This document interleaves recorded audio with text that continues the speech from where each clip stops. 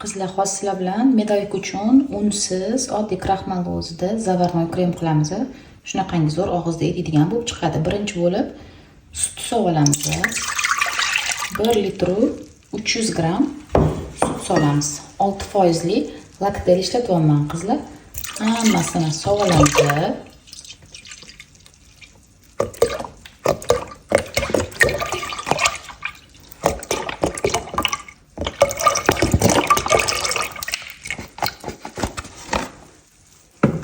Ketidan shakar qo'shamiz.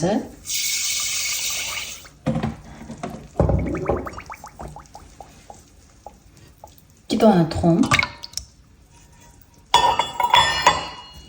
va kukuruzniy kraxmal.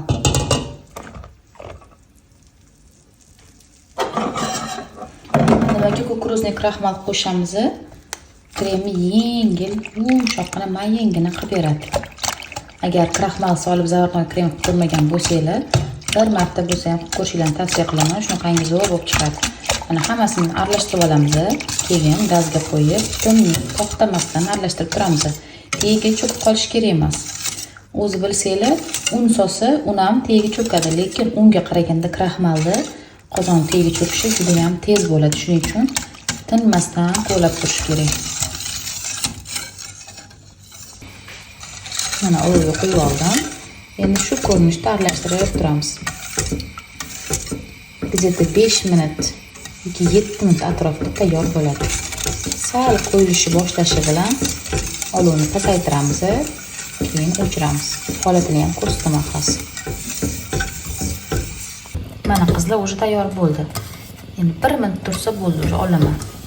Mana shunaqa quyuqqina holatda tayyor bo'ladi. Olovni o'chirasizlar va boshqa qup-quruq idishga bo'shatib olasizlar.